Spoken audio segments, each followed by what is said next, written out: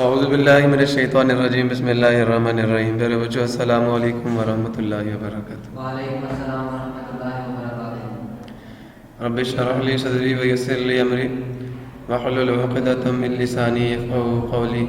Rabbi ज़िदनी इल्मा rabbi ज़िदनी इल्मा rabbi ज़िदनी इल्मा।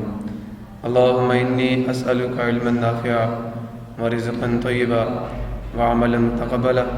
अल्लाहुम्मा अल्लिमनी अल-किताब वल हिसाब। अल्लाहुम्मा ज़क्किरनी मिन्हु मा नसीतु व अल्लिमनी मिन्हु मा जहिलतु। अल्लाहुम्मा ख़ुज़ बियदिक। चैप्टर नंबर 7 का लेक्चर नंबर 4 स्टार्ट करने जा रहे हैं और चैप्टर का नाम है environmental chemistry 2 and we are discussing water. और हमने प्रीवियस लेक्चर्स में हार्डनेस ऑफ वाटर को डिस्कस किया था, उसके कॉजेज़ को डिस्कस किया था, इसकी टाइप्स को डिस्कस किया था और टेम्परेरी हार्डनेस को दूर करने के दो तरीके भी हमने पढ़ लिए थे। एक था बाय क्लार्क्स मेथड और एक था बाय बॉइलिंग। क्लार्क मेथड में क्या करते हैं, लाइम वाटर डालते हैं CaOH2 और जो वाटर है वो सॉफ्ट वाटर में कन्वर्ट हो जाता है। अच्छा, हैवी वाटर और लाइट वाटर में क्या फर्क है? हैवी वाटर ये हार्ड वाटर के वो वाटर जो ड्यूट्रियम और ऑक्सीजन के मिलने से बने वो हैवी वाटर है, और वो वाटर जो प्रोटियम और ऑक्सीजन के मिलने से बने वो लाइट वाटर है। और वो वाटर जो गुड लेदर दे वो सॉफ्ट वाटर है, और वो वाटर जो लिटिल लेदर और no lather, that water that form the scums with soap is hard water. A water that contains the chlorides, sulfates and hydrogen carbonates of calcium and magnesium is called the hot water। नहीं समझे? हाँ। सो जनाब, अब permanent hardness को दूर करने का एक तरीका, धोबी सोडे का पता? धोबी सोडा नहीं भाई।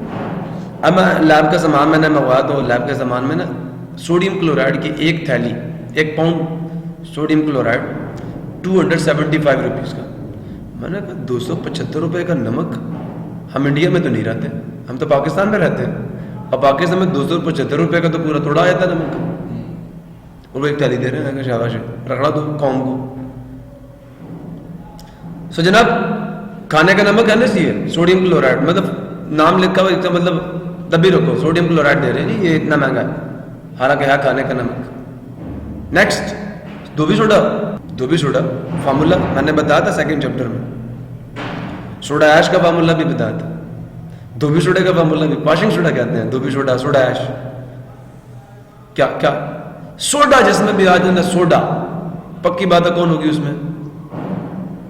सोडे से कौन है? सोडियम। और आगे क्या आ जाएगा? बोलो ना भाई, बोलो भाइयों, सोडियम Na2CO3, इसे कहते हैं धोबी सोडा। और अगर NaHCO3 हो जाए ना, इसे कहते हैं मीठा सोडा, बेकिंग सोडा। सिर्फ एच कवर होगा, इससे कपड़े धोते हैं, समझ आया नहीं है? और इसे खाने में यूज करते हैं। और कब यूज करते हैं? किसी चीज को फुलाना मकसद है, जैसे डबल रोटी है, इन चीजों में हम यूज करते हैं इसे। क्लियर हुआ? नहीं हुआ मेरे ख्याल में। सो जनाब, धोबी सोडा बस मिलाना हॉट वाटर में और परमानेंट हॉट वाटर में, समझ रहे? बाय एडिंग वॉशिंग सोडा, मुझे ये बताओ कि permanent hardness of water calcium और मैग्नीशियम के किन कंपाउंड्स की वजह से होती है? Permanent hardness of water, magnesium का सल्फेट हो सकता है, कैल्शियम का, मैग्नीशियम का क्लोराइड हो सकता है, कैल्शियम का क्लोराइड हो सकता है। इनके साथ आप किसे मिला दें? Na2CO3, Na2CO।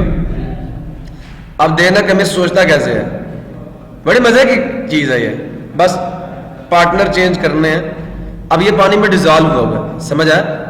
हमने कैल्शियम को बाहर निकालना है। हमें ये पता है अगर मैग्नीशियम के साथ कार्बोनेट लग गया तो ये प्रेसिपिटेट बन के नीचे बैठ जाएगा, पता है ना? तो यही कर रहे हैं हम लोग, सुन रहे हो? कैल्शियम मिला देंगे बस, कैल्शियम के साथ कार्बोनेट, मैग्नीशियम के साथ। तो ये धोबी सोडा असल में कार्बोनेट दे रहा है, डबल डिस्प्लेसमेंट रिएक्शन है, सोडियम सल्फेट पकड़ लेगा। सोडियम हार्डनेस कॉज नहीं करता, आपके साबुन में होता है सोडियम, ये हार्डनेस कॉज नहीं करता। मान गया? समझ आया? तो क्या नतीजा निकलेगा, सोडियम इसका पार्टनर ले लेगा, बनेगा Na2SO4 और बन गया MgCO3 and it is insoluble in the water and it settle down as a precipitate, as a PPT.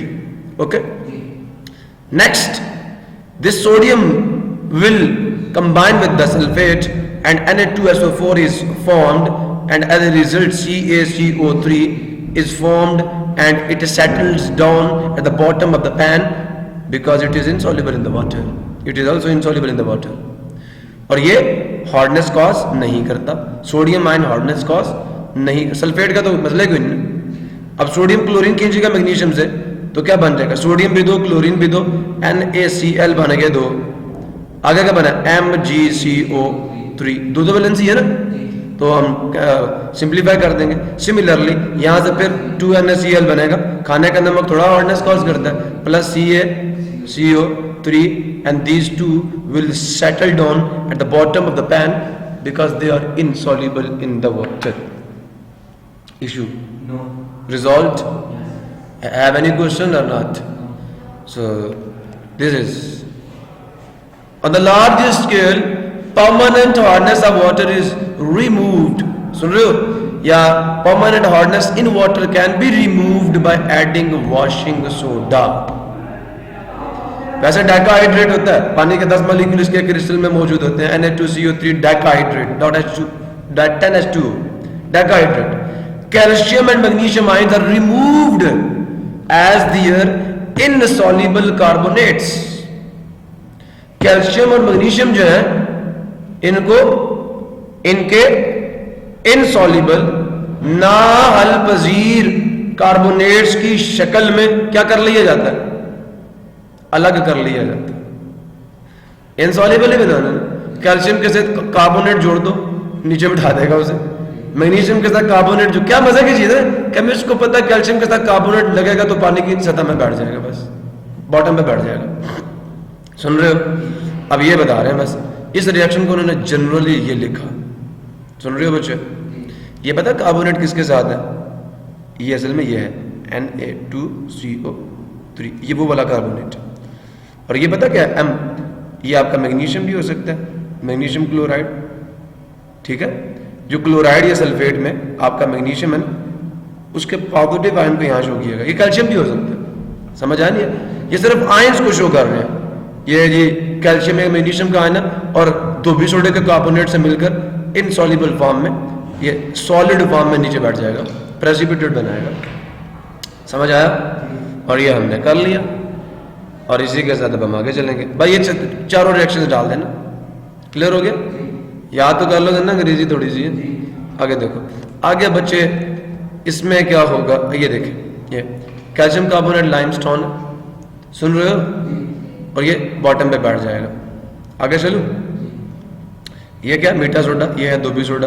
अब क्या करना है, सोडियम ने सल्फेट पकड़ना है, सोडियम ने सल्फेट कार्बोनेट, अब देखो सोडियम सल्फेट और मैग्नीशियम कार्बोनेट, ये मेरे पास लिखा हुआ है. क्लोराइड के साथ मिलेगा तो अपना क्लोराइड सोडियम बना लेगा. These are the reactions. अब जियोलाइट में क्या होता है, गोंद देखिए कभी, गोंद, गोंद बेरोजा देखा कभी, चिपकने वाला मादा कभी देखा? क्या क्या बताऊं, कैसे बताऊं आपको, ग्लू स्टिक देखिए कभी, ग्लू स्टिक देखिए, गाढ़ा सा मादा होता है ना, ये नहीं होता. कभी ऐसी ऐसी ऐसी ऐसी ग्लू देखिए जिसमें पानी बहाओ तो वो नीचे बैठ जाए. कैसी ग्लू, दरख्तों के ऊपर एक गोंद से निकलती है उनके तने से, कभी देखिए, दरख्तों के तने से, खासतौर पर कीकर के तने से एक लिक्विड रस्ता है. यह चीड़ का दरख्त है, चीड़ का दरख्त, इसके तने से एक चिपकने वाला मादा जो है वो रस्ता है. जैसे भिंडी तोरी के अंदर से लैस निकलती है ना, उस तरह उसके अंदर से एक लैसदार मादा निकलता है, उसे बेरोजा कहते हैं, और वो जम जाता है, उसे रेजन. सुन रहे हो, तो जनाब रेजन्स, सोडियम जियोलाइट एक रेजन है, एक चिपकने वाला मादा है. सुन रहे हो, क्या किया जाता है, अस्फंज देखा है यार, जैसे डस्टर शस्टर साफ करते हो, इस तरह का मादा होता है, उसके कॉलम के ऊपर से क्या किया जाता है, हॉट वाटर डाला जाता है, यहाँ उसका कॉलम है, ये नीचे फिल्ड, ये उसका फार्मूला. जियोलाइट जो है ना, जियोलाइट इसके साथ सोडियम है। जैसे आप कैल्शियम क्लोराइड या हार्ड वाटर के अंदर होगा ना डालेंगे, सोडियम क्लोरीन के साथ मिल जाएगा और पानी के साथ कहाँ चला जाएगा, नीचे। सुन रहे हो?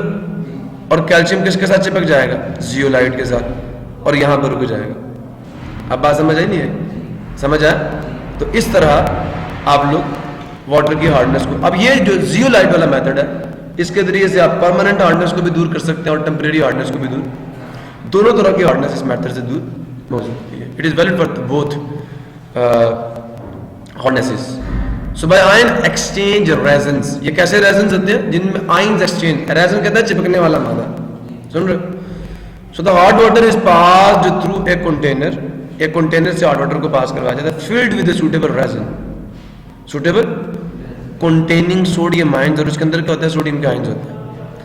Zeolites, zeolite one of the natural ion exchanger, ये कुदरती एक्सचेंज करना काम होता है इसका, गोंदमा चीज है, इसका काम क्या होता है, इसके साथ जो आयन है उसको एक्सचेंज कर ले दूसरे आयन के साथ, मतलब सोडियम दे देगा और दूसरा आयन ले लेगा। तो जियोलाइट एक कुदरती आयन का तबादला करने वाला मरकब है। Chemically it is sodium aluminium silicate, ये है sodium aluminium silicate. It is usually written as Na2Z। इसको आमतौर पर क्या लिखते हैं, तो ये कहते हैं sodium aluminium silicate is called the sodium zeolite. ये इसकी डेफिनेशन, ठीक है, इसका केमिकली ये नाम है इसको। और ये उसका formula, calcium and magnesium ions causing the hardness are exchanged with the sodium ions in the resins। Zeolite resin जो है वो इन आयंस को अपने साथ मिला लेगा और सोडियम को पानी के साथ नीचे भेज देगा। बात समझ आ रही है? तो क्या बन जाएगा, अब इसकी वैलेंसी भी 2 है ना, जियोलाइट की, देखो सोडियम में नीचे 2 आ रहा है, तो ये तो इसकी वैलेंसी थी, तो इसकी भी 2 और 2 से कैंसिल, Mgz बन जाएगा। मैग्नीशियम जियोलाइट या कैल्शियम जियोलाइट बन जाएगा, और ये खाने का नमक का जो सोडियम है वो नीचे चला जाएगा। दिस यूज्ड, मजे की बात है, इसका एडवांटेज क्या है कि ये जो यूज्ड अप जियोलाइट है ना, ठीक है, इसको वापस रिकवर किया जा सकता है। सर पता क्या करना है, इसका रिएक्शन किसके साथ करवा दो, NaCl के साथ, खाने के नमक का, तो क्या होगा, सोडियम लग जाएगा, क्लोरीन इससे लग जाएगा, MCl2 अलग हो जाए, और M क्या आपका, इट में भी कैल्शियम, इट में भी, वापस रेजन तैयार हो गया, इसको रिकवर किया जा सकता। The use of zeolite can be regenerated by heating with the concentrated solution of NaCl। उसे गर्म करो खाने के नमक के कंसंट्रेटेड सॉल्यूशन के साथ। This makes the process economical, इससे बड़े पैसे बच जाते हैं, ठीक है। कैल्शियम जियोलाइट को सोडियम क्लोराइड के साथ हीटअप करोगे तो वापस सोडियम इधर लग जाएगा और कैल्शियम इधर लग जाएगा, और आपको जियोलाइट रेजिन वापस रिकवर हो जाएगा। अब इस पर नोट कैसे लिखोगे, आपने कहना बेसिकली जो आपके zeolites are the natural ion exchangers, and it is basically sodium aluminium silicate, sodium aluminium, its symbol, its formula is this. पहले फार्मूला बता देना, कहना sodium zeolite is basically sodium aluminium silicate, its formula is Na2Z, ठीक है, समझ आया नहीं है? अब इसकी प्रॉपर्टी क्या है, the hot water is pass through the container filled with the suitable resin containing the sodium ions, ठीक है। Calcium and magnesium ions causing the hardness are exchange with the sodium ion in the resin. ये process है ना, वो exchange हो जाते हैं, और नीचे ये इक्वेशन शो कर देनी है आपने, जनरली शो करनी है, जनरली कर दो। अगर आपने साथ लिखना है तो आज यही लिख दो कि मैग्नीशियम सल्फेट डाल दो, क्लोराइड डाल दो, हाइड्रोजन कार्बोनेट डाल दो, वट एवर यू वांट, इसलिए जनरली शो कर रहा हूँ। यहाँ पे कोई भी आपका सल्फेट क्लोराइड तीनों में से कुछ भी हो सकता है। जब ये क्या करेगा, सोडियम जियोलाइट से मिलेगा, तो ये क्या करेगा, सोडियम को हटा देगा। अब अगर इसके साथ क्लोराइड है, Cl2 होगा, Cl2 ये खत्म हो गया, तो क्या बन जाएगा, NaCl, ये एक्वस होगा, पानी में डिजॉल्व हो जाएगा, और ये क्या बन जाएगा, Ca या magnesium, sorry Mgz।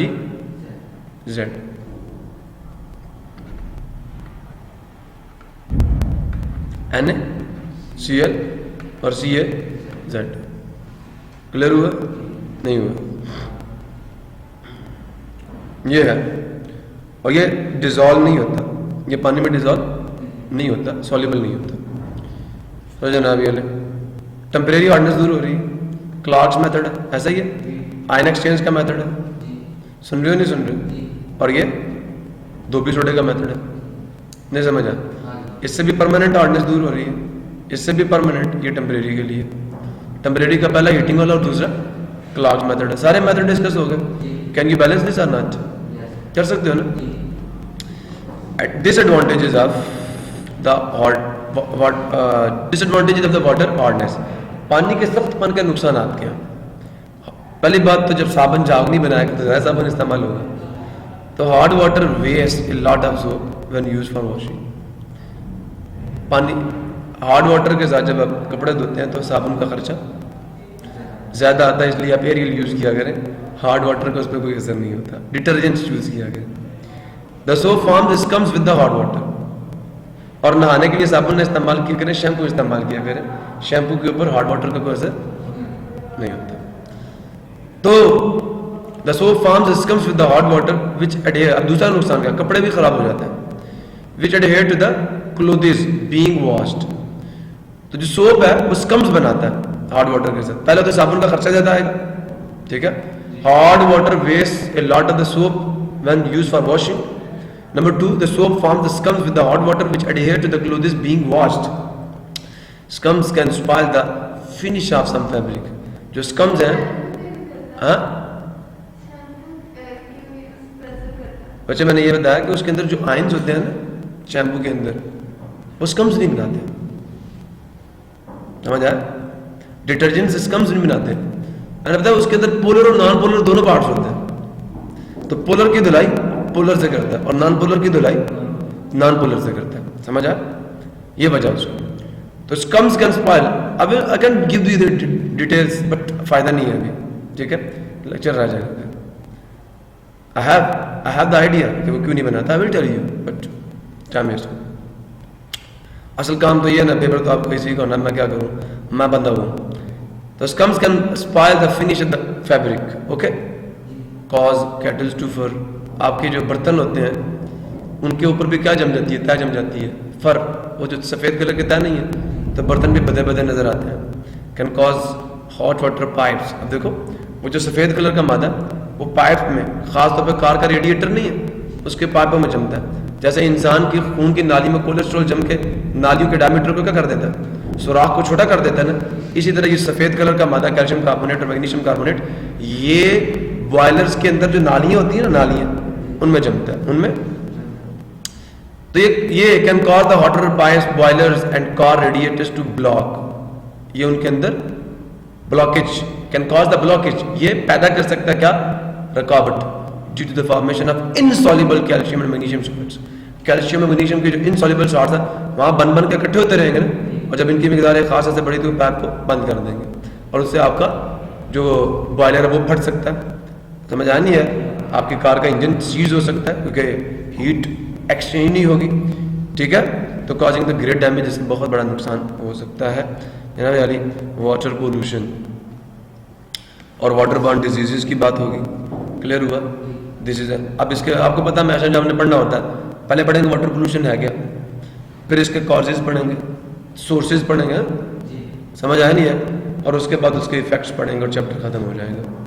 This is the last topic of this chapter, okay? नहीं हो गया?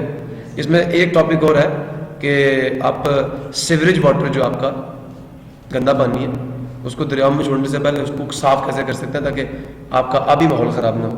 और दूसरा कि आप जो पानी पीते हैं उसकी सफाई भी होनी चाहिए, तो उसकी सफाई फिल्टर प्लांट पे कैसे होती है उसको भी हम डिस्कस करेंगे। ये है हाउस होल्ड वेस्ट है, ये है कॉजेज, इंडस्ट्रियल वेस्ट है, सुन रहे हो या नहीं? फिर रॉ वाटर ट्रीटमेंट कैसे करनी, समझ आया नहीं आया? क्लोरीनेशन की जाती है, ये सारे रॉ वाटर ट्रीटमेंट आ जाएगी। हम कैसे बच सकते हैं इन चीज़ों से, और उसके बाद फिर वाटर बॉर्न डिजीज़ को डिस्कस करेंगे। और this is the last topic of this chapter. तो वाटर ट्रीटमेंट पढ़ेंगे और वाटर पोल्यूशन और उसके कॉजेज़ को देखेंगे, और उससे फिर जो बीमारियाँ फैलती हैं इनको देखेंगे, ठीक है। This is the treatment of the sewage water.